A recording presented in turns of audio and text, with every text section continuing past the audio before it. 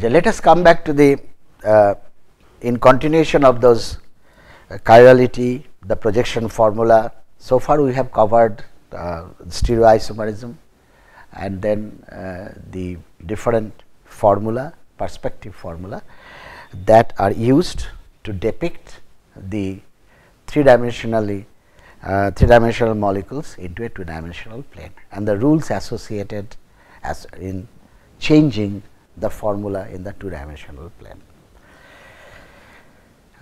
The first lecture, we introduced the concept of chirality. Okay. Now, it may sound that we am repeating the whole thing again, but it is not a repetition, because the concept of chirality kept evolving. As I told you, kept evolving means initially something was said and then it has to be revised. Initially the definition of chirality was that it has to have a chiral center, that means a carbon with 4 different groups. Then because of the presence of mesotartaric acid, people found that even when chiral centers are present, they may be optically inactive. So, they are not chiral. And the third problem, I gave you one example yesterday, multiple examples will be given in subsequent classes, where we can show that there are molecules where no such carbon atoms are present, but the molecule is chiral. So, the problem was actually associating the chiral center with chirality, and it was Mislow, a very famous stereochemist, along with Eliel and others. They are all famous scientists dealing with stereochemistry. They actually dissociated this concept of chiral center association with chirality. They said that chirality has nothing to do with the presence or absence of chiral center. It is the symmetry criterion which dictates the chirality, and we have gone through what are the symmetry criterions.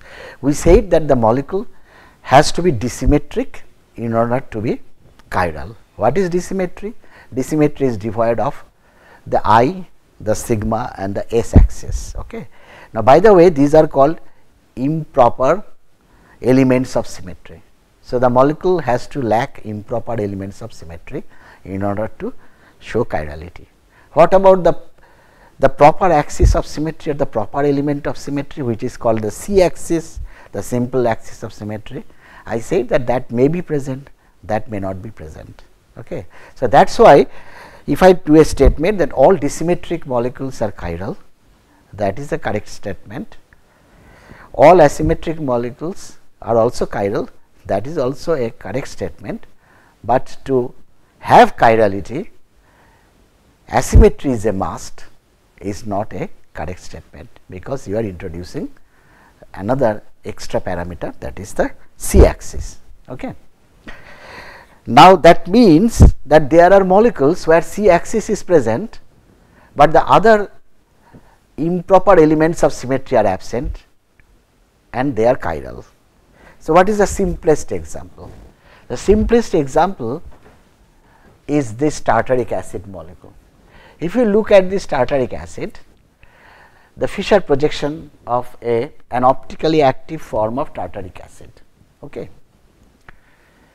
This does not have any I axis, this does not have any S axis, this does not have any sigma.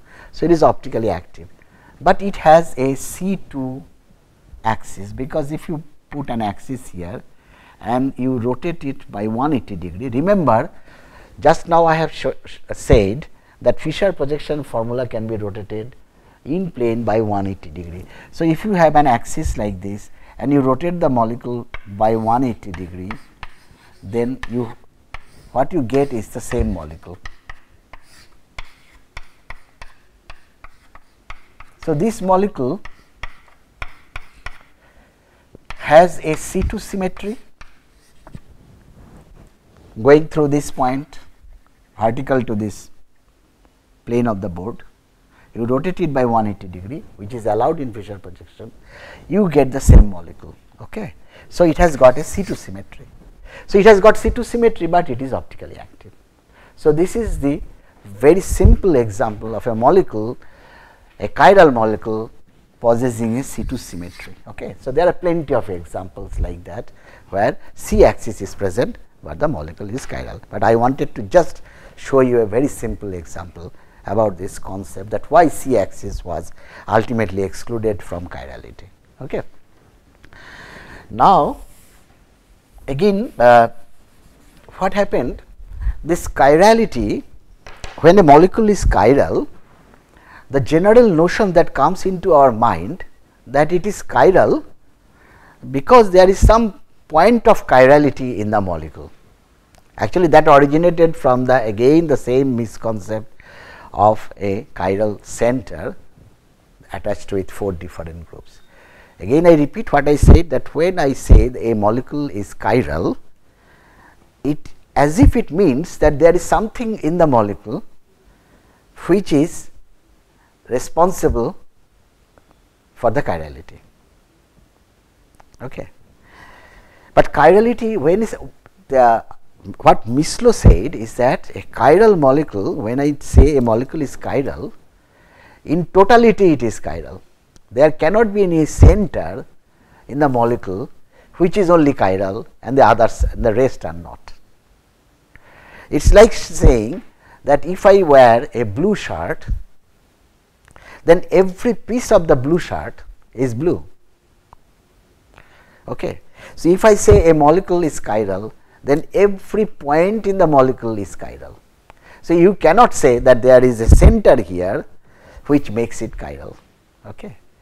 So, like a blue shirt, you cannot say the shirt is blue because there is a blue point inside the shirt.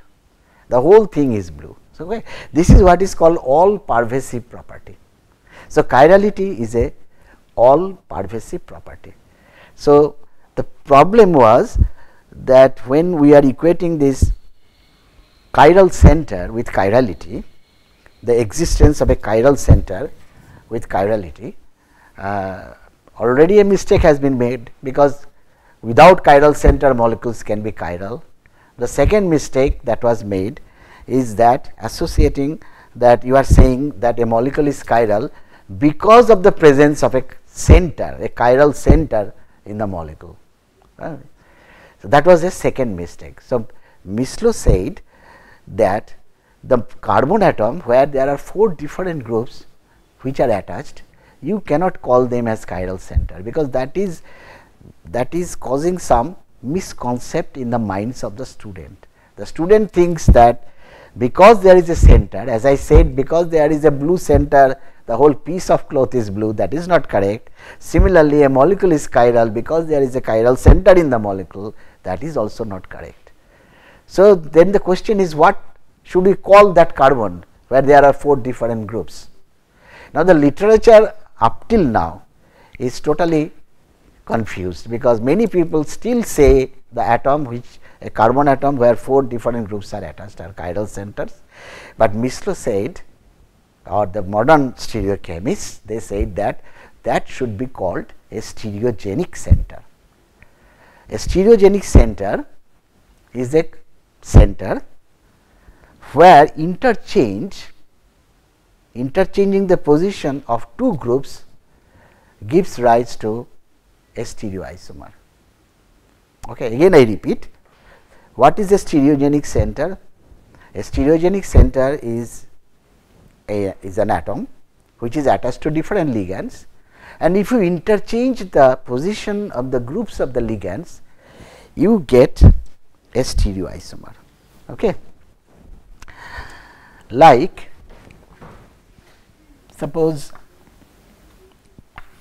this is what is called maybe the tartaric acid, this is lactic acid, not tartaric acid, CO2H, CH3, OH and H. This is one particular form of lactic acid. Okay. Now, this carbon, earlier it used to be known as chiral center. Now, as I said again, people still say it as chiral center, books also write it as chiral center. So, the International Union of Pure and Applied Chemists, that means IUPAC, which is the highest board, who actually gave the nomenclature system, then they also clarified the Kern-Ingold-Prelog system of absolute configuration. So, what do they say? They actually took a middle path. They said that this may be called a chirality center. Okay.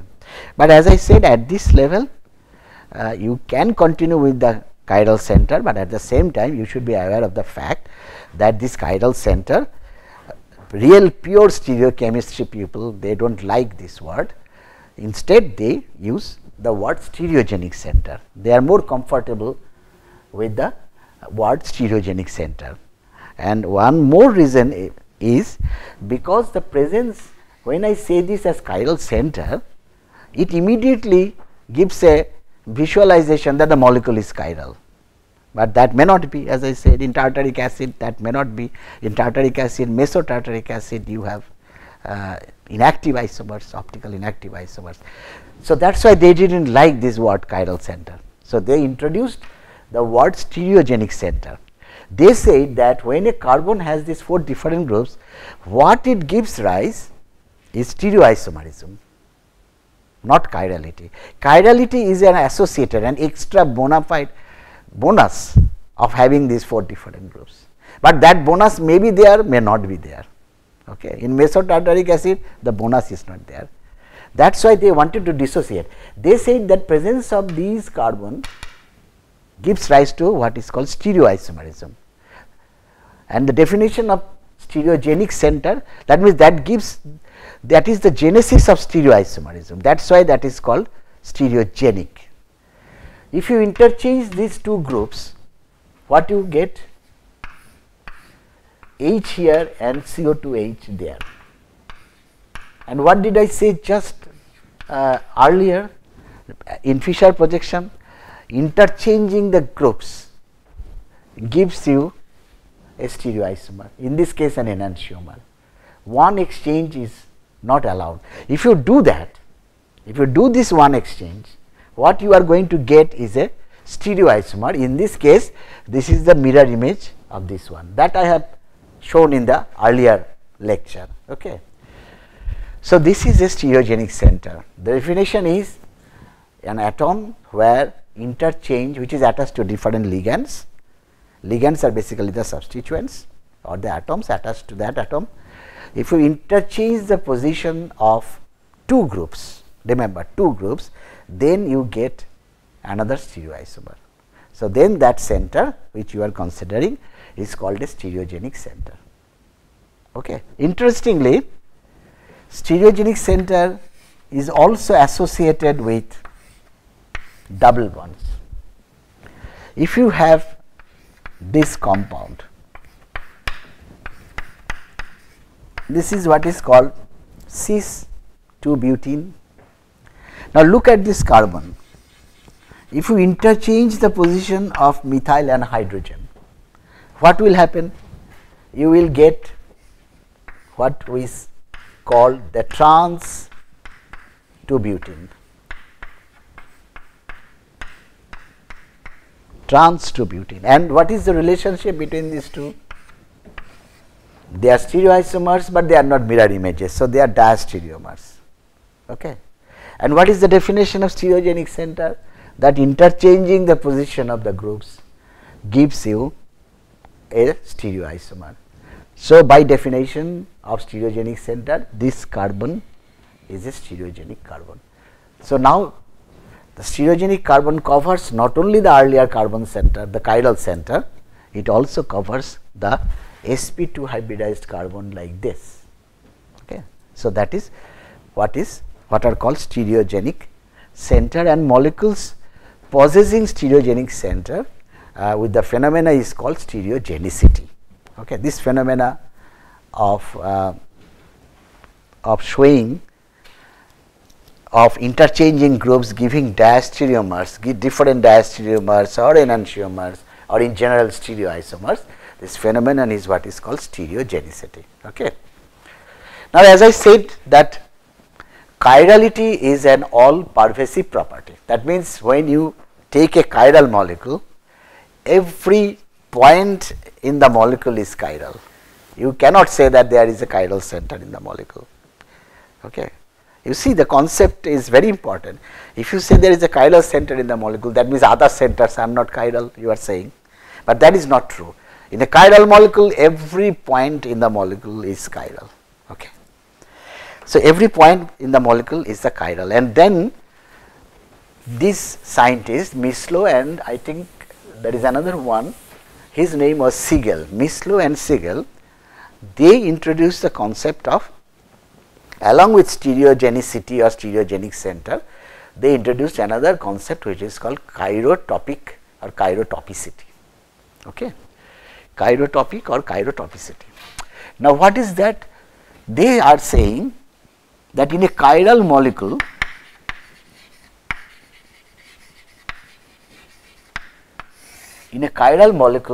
every point, as I said, every point is chiral, or they reside in a chiral environment. I can say every point is chiral. That means every point resides in a chiral environment.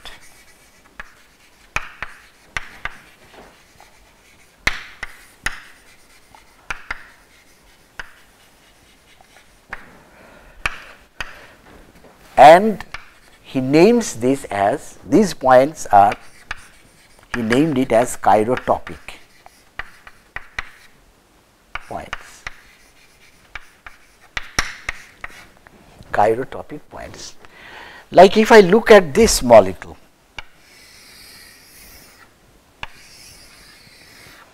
first of all, whether this molecule is chiral or not. This molecule, whether this is chiral or not. Now, usually one way of, in Fischer projection, usually what we check is the plane of symmetry, whether plane of symmetry is there or not, because that is the easiest one to check. Like the top molecule, I can immediately say that it is not a chiral molecule, because it has got a plane of symmetry passing through this. This is the mirror image of this, that is the mirror image of this. So, the top molecule is not chiral, that because it has got this sigma. Okay. If you are a little bit advanced, you can say because it has got S1. Okay. This molecule, on the other hand, if you do the same operation, bisecting this molecule, you do not see that, you do not see the mirror image halves. So, this is not a plane of symmetry. Now, the another mistake or misconcept students may have is that, what about the center of symmetry? It appears that as if this wedge and this wedge, if I draw the line from here, send it backwards, I should reach to this wedge. This edge also should be like that. This is also the carbon. If I draw this and send it back, I should reach the carbon. It's the same methyl. So, as if this molecule is having a center of symmetry, but that is wrong. Why that is wrong? Because again, because of the problem that it is a two-dimensional representation of a three-dimensional formula. Okay. What is the geometry of these bonds? This is actually beta bonds. Remember, horizontal bonds are above the plane of the board, and that is called beta bonds. Okay. So, that is beta. So, if you join this and then extend it backwards, this bond should, if this bond is alpha, then it is not a problem, but because this is a horizontal bond, this is still beta. So, this is a wrong concept, because you are starting from a beta, you join this point, you should end up in the alpha position when you go backwards, but because of the two-dimensional representation, you might suffer from this misconcept. I am seeing it, this center of symmetry, but that is not there. So, it does not have any center of symmetry. It actually, center of symmetry should not be considered in Fischer projection. It always leads to different problems like this, of this alpha beta nature, because that is not shown in the projection, which one is alpha, which one is beta. So, better always look at the sigma plane, whether it is present or not. So, this sigma plane is not present in this molecule. So, this is chiral molecule. This is a chiral molecule. So, according to the definition, a chiral molecule, every point is chiral, or that belongs to a chiral environment, and that point is called a chirotopic point. So, if I ask that what is this point now, this carbon is chirotopic. Why? Because this molecule is chiral, as simple as that. The molecule is chiral, so every point is chirotopic. Okay. Now, the question is, what is the relationship between stereogenicity and chirotopicity? They are closely associated, you will see now. This is chirotopic. Now, the question is it stereogenic or not? Now, how to proceed or how to answer that? What you do, you interchange the position of two groups and see that are you getting a stereoisomer, a different stereoisomer compared to the original or not. If you get the same thing, that means that becomes non-stereogenic. Okay. So, let us do that. So, let us interchange the position of H and OH. Okay.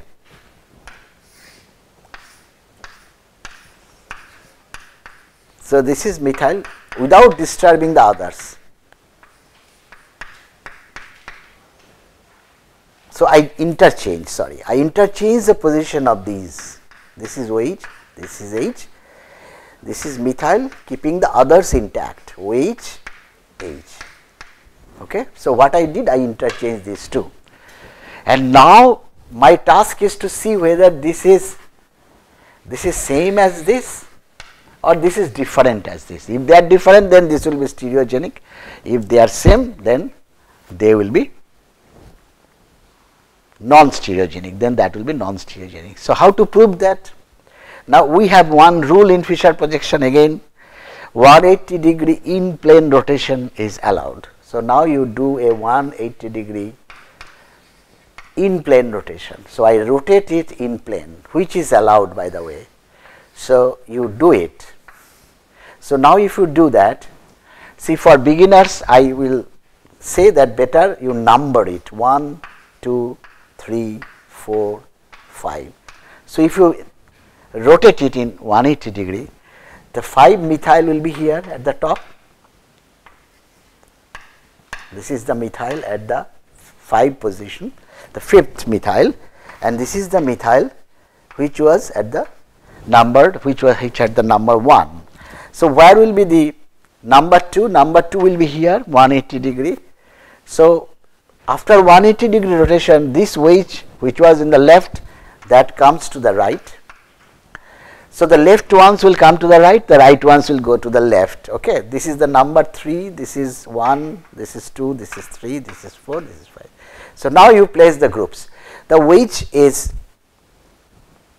this number 2 wedge will be now on the right, number 3 wedge will be on the right, because this is 180 degree rotation, and number 4 wedge which was on the right, that will be on the left. So, now you see the relationship between, suppose this is A molecule and this is after rotation, this is after interchange and then rotation. Okay. This is molecule B. What is the relationship between these two? They are same. So, if they are same, this center is non-stereogenic. So, this is an example of a molecule which has got a non-stereogenic but chirotopic center. Okay. And I can have very reverse situation. See, this molecule is an achiral molecule. This molecule is an achiral molecule. Remember, I have said that in a chiral molecule, every point is chiral. I did not say the reverse thing, that in an achiral molecule, every point is achiral.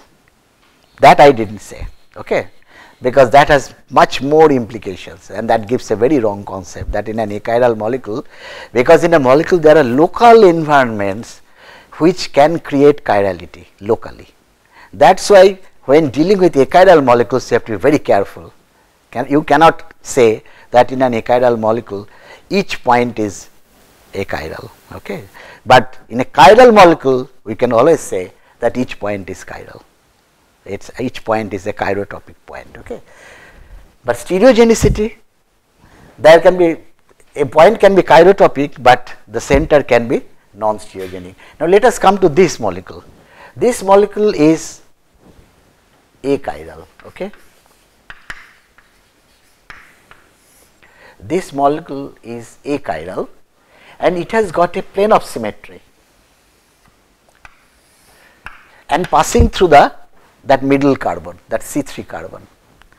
And if a plane of symmetry, if the symmetry element passes through a carbon, symmetry, that improper element of symmetry, improper, that means I, sigma and S. In this case we are talking about sigma, it is passing through the middle carbon. So this carbon is an achirotopic carbon, that means it is not chirotopic.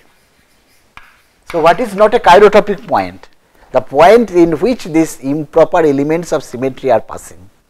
So they are a chirotopic point.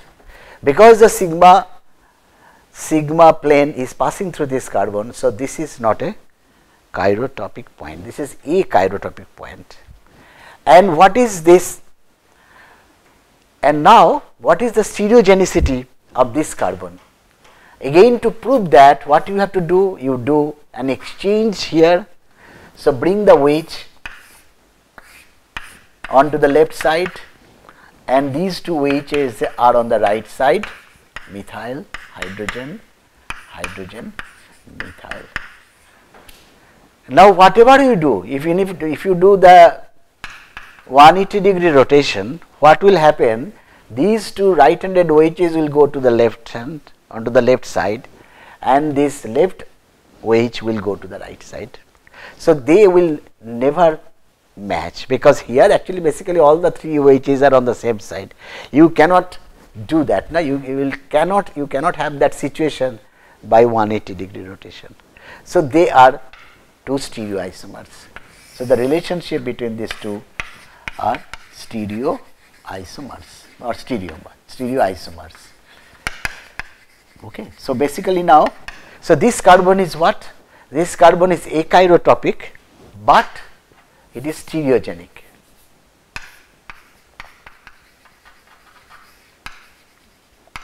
Okay, so that means there are different situations that can have a carbon can have. A carbon can be chirotopic and stereogenic. A carbon can be stereogenic but achirotopic. I gave you an example. And a carbon can be non-stereogenic but chirotopic. So all these are possible. So these are very important concept in this isomerism, that this shows the connectivity between isomerism and between the chiral environment that is residing inside a molecule, because we always suffer from this concept that in a chiral molecule, if I have a fluorine, if I have this molecule. Okay, so let us again look into this molecule and the concept of chirotopicity and stereogenicity. If you look at this molecule, this is a carbon bearing 4 different groups. So naturally this is a chiral molecule. And now what happens to all the individual atoms here? This carbon is chirotopic because the molecule is chiral, so every point has to be chirotopic. This white atom is chirotopic, so as the green, so as the red, so as the blue. But what is the difference between these atoms versus the carbon atom, which is holding these 4 ligands? This carbon atom, in addition to chirotopic, it is also stereogenic, because if you interchange the position of the green and the blue or the white and the red, you get another stereoisomer. So this is chirotopic as well as stereogenic, but all other atoms are only chirotopic but not stereogenic. I hope this concept will be clear more as we handle more systems. Thank you very much.